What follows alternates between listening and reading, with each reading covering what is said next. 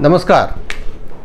1974 में श्री जयप्रकाश नारायण के नेतृत्व में प्रारंभ हुआ छात्रों का आंदोलन गुजरात व उसके बाद बिहार से होता हुआ पूरे देश में फैल गया। तभी इलाहाबाद उच्च न्यायालय ने अपने आदेश से श्रीमती इंदिरा गांधी का चुनाव अवैध घोषित कर दिया। क्षुब्ध श्रीमती गांधी ने 25 जून 1975 की अर्धरात्रि में देश पर आपातकाल थोपकर सभी दिग्गज राजनेताओं और सामाजिक कार्यकर्ताओं को जेलों में ठूंस दिया। विरोधी दलों के नेता ही नहीं बल्कि कांग्रेस में भी श्रीमती गांधी से मतभेद रखने वाले मोरारजी देसाई, चंद्रशेखर, मोहन धारिया, रामधन, कृष्णकांत जैसे नेता भी मीसा के अंतर्गत जेलों में ठूंस दिए गए।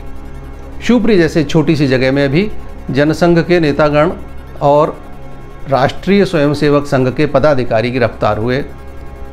कुछ नेता लोग माफ़ी मांगकर छूट गए तो कुछ मीसा DIR की गैर जमानती व्यवस्था में जेल पहुंचा दिए गए। शिवपुरी महाविद्यालय के पूर्व अध्यक्ष व विद्यार्थी परिषद के प्रांतीय महामंत्री रह चुके श्री गोपाल कृष्ण दंडोतिया जी के पिताजी तृतीय श्रेणी कर्मचारी संघ के अध्यक्ष थे। अतः पूर्व सूचना मिल जाने के कारण वे भूमिगत हो गए। 1 माह तक वे पुलिस के हत्थे नहीं चढ़े। प्रशासन ने दबाव बनाया कि यदि वे हाजिर नहीं होंगे तो पिताजी श्री रामचरण लाल जी दंडोतिया को मीसा में बंद कर दिया जाएगा। गोपाल जी ने तय किया कि सीधे साधे ढंग से गिरफ्तारी नहीं देंगे, ठाठ से देंगे, सत्याग्रह करके गिरफ्तारी देंगे। और गोपाल जी शिवपुरी आए तथा एक अन्य मित्र जिनका कि पूर्व से वारंट था श्री दिनेश गौतम, उनके साथ मेरे घर से ही सर पर काला कपड़ा बांधकर सत्याग्रह के लिए शहर की सड़कों पर निकले। प्रस्तुत चित्र जो आप देख रहे हैं उसी अवसर का है।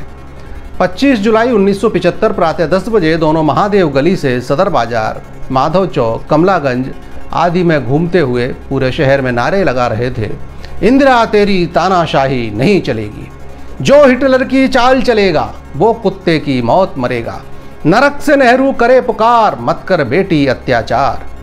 और उनके पीछे सैकड़ों की संख्या में हुजूम हो गया। उस समय के माहौल में जब यह पता ना हो कि गिरफ्तारी के बाद कब छूटेंगे भी या नहीं, इस प्रकार स्वयं को गिरफ्तारी के लिए प्रस्तुत करना निश्चय ही बड़े जीवट का काम था। कई दुकानदार व नगरवासी उस समय आंखों से आंसू पोंछते हुए दिखाई दिए। ये लोग पूरे शहर में घूमते रहे किंतु कोई गिरफ्तार करने ही नहीं आया। कुछ तो उमड़ा हुआ जनसैलाब और कुछ पुलिस की भी उनके प्रति आंतरिक सहानुभूति। अंततः बहुत देर बाद उन्हें गिरफ्तार करने पुलिस अधिकारी पहुंचे। गिरफ्तारी के बाद इन लोगों को शिवपुरी जेल में रखा गया। कैसी स्थिति थी वहाँ की थोड़ा देखिए। 3 लोगों के लिए उपयुक्त कमरे में 18 मीसाबंदी ठूंसे गए। स्थिति यह थी कि रात को सोते समय यदि किसी को करवट लेना हो तो बगल वाले से कहना पड़ता था, भैया जरा तू भी करवट ले ले। कुछ बुजुर्ग मीसाबंदियों के आग्रह के कारण जेल की मेस में बने भोजन के स्थान पर स्वयं भोजन बनाकर करने का तय हुआ। मैनुअल के अनुसार जो भोजन सामग्री मिलती थी वह कितनी अपर्याप्त होती थी ये जानकर हैरत होती है। सबके हिस्से में 4 रोटी और दाल आती थी। एक मीसाबंदी की खुराक कुछ अधिक जानकर श्री मुन्नालाल जी गुप्ता, गोपाल दंडोतिया व अशोक पांडे जी ने अपने हिस्से की एक रोटी उनको देना तय किया। कुछ समय पश्चात जब उक्त मीसाबंदी बंधु से पूछा गया कि भैया अब तो पेट भर जाता होगा ना, तो उन्होंने रोहासे स्वर में जवाब दिया, भाई साहब इनसे क्या होता है, मैं तो इतनी ही और खा सकता हूँ। यह स्थिति थी। जेल में समय बिताने के लिए नियमित दिनचर्या बनाई गई। सुबह नित्य कर्म उपरांत व्यायाम, स्वाध्याय, गीता पाठ, फिर भोजन बनाने की सामूहिक तैयारी, दोपहर में कुछ बौद्धिक कार्यक्रम, चर्चा, प्रतियोगिता आदि।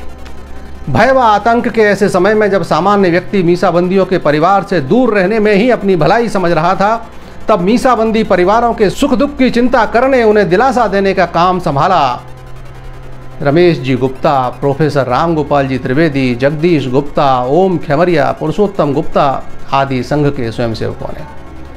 जेल जीवन से घबराए अनेक नेताओं ने येन केन प्रकारेण माफ़ी मांगकर मुक्त होने में ही भलाई समझी। तब भी संघ के आदर्श स्वयंसेवकों ने हिम्मत नहीं हारी। राष्ट्रीय स्वयंसेवक संघ एकमात्र ऐसा संगठन निकला जिसने इस आपाधापी का मुखर विरोध किया। आज जो सेक्युलर नेता दिखते हैं वे अभी भी जेल में ही होते अगर संघ ने देशव्यापी सत्याग्रह आंदोलन का श्री गणेश न किया होता। उस आंदोलन की व्यूह रचना हेतु शिवपुरी में भी संघ के विभाग प्रचारक श्री लक्ष्मण राव जी तराणेकर, जनसंघ के संगठन मंत्री श्री वसंत राव निगुड़ीकर, संघ प्रचारक अपारवल सिंह जी कुशवाहा आदि लोगों का आना जाना शुरू हुआ। आज इनमें से कोई भी जीवित नहीं है। शिवपुरी के अधिकांश जाने माने राजनेता या तो जेल में थे अथवा अपने घुटने टेक कर क्षमा याचना कर फासिस्ट विरोधी सम्मेलनों के आयोजक बनकर संघ को गाली देने वालों के साथ खड़े हो चुके थे। अतः विवशतः 22 वर्षीय इस किशोर को यह जिम्मेदारी सौंपी गई आंदोलन की। साथ में थे एक और मित्र श्री बिमलेश जी गोयल। मार्गदर्शक की भूमिका में पर्दे के पीछे से महाविद्यालय के व्याख्याता श्री डॉक्टर रामगोपाल जी त्रिवेदी व भारतीय खाद्य निगम कर्मचारी श्री रमेश जी गुप्ता थे। एक डुप्लीकेटिंग मशीन पिपरसमा गांव में मीसा में बंद श्री दिनेश गौतम के खलिहान में छुपा कर रखी गई, जहां से हस्तलिखित पैम्पलेट छापकर रात के समय घरों में और दुकानों में डाल दिए जाते थे। इन पर्चों ने जन जागरण में बहुत योगदान दिया। 14 नवंबर पहला सत्याग्रही जत्था निकला। उसमें थे श्री महावीर प्रसाद जैन, लक्ष्मी नारायण गुप्ता, रमेश उदैया, प्रदीप भार्गव व अशोक शर्मा। अशोक शर्मा की आयु तो महज 16 वर्ष थी। वहीं लक्ष्मी नारायण गुप्ता की अगले ही दिन सगाई होने वाली थी। जत्थे में शामिल 3 लोगों को तो मीसाबंदी के रूप में शिवपुरी जेल भेज दिया गया, किंतु इस जत्थे में शामिल एक बंधु पुलिस के मुखबिर बन गए और प्रशासन को जानकारी मिल गई कि इस आंदोलन का सूत्रधार कौन है। परिणाम स्वरूप मुझे भूमिगत होना पड़ा। अधिकांश समय पिपरसमा, तानपुर आदि गांवों में तो कई बार रात जंगलों में भी गुजारनी पड़ी। आंदोलन के क्रम में दूसरे जत्थे में शामिल गुलाबचंद शर्मा, लक्ष्मण व्यास, महेश गौतम व ओम प्रकाश शर्मा गुरु को भी मीसा के अंतर्गत गिरफ्तार कर शिवपुरी जेल भेज दिया गया। 20 दिसंबर को अंतिम सत्याग्रही जत्था श्री कामता प्रसाद बेमटे, श्री मोहन जोशी व श्री सीताराम राठौर का निकला। पुलिस ने कामता जी के साथ बेरहमी से मारपीट भी की। 25 दिसंबर को मेरे मित्र बिमलेश गोयल भी पुलिस की गिरफ्त में आ गए। मैं रह गया अकेला। तो इसके बाद मैंने पैम्पलेट छापने व वितरित करने भर तक स्वयं को सीमित कर लिया। कॉलेज में दिन दहाड़े खुलेआम पैम्पलेट वितरण करने पर मेरे खिलाफ DIR में मुकदमा कायम कर दिया गया। अंततः साइकिल द्वारा पिपरसमा गांव से लौटते समय एक कांस्टेबल ने देख लिया और मेरा पीछा किया। मुझसे गलती यह हुई कि मैं कस्टम गेट के पास स्थित प्रेमजी शर्मा के घर में छुपा, किंतु साइकिल घर के दरवाजे पर ही छोड़ दी। पीछे पीछे आए कांस्टेबल अशोक तथा ASI राजेंद्र सिंह रघुवंशी ने साइकिल पहचान ली और मैं भी ग्वालियर केंद्रीय कारागृह में भेज दिया गया। मुझे गिरफ्तार करने वाले कांस्टेबल अशोक सिंह तथा ASI राजेंद्र सिंह रघुवंशी को 2-2 इंक्रीमेंट मिले। मानो हरिहर न हुआ कोई डकैत हो गया।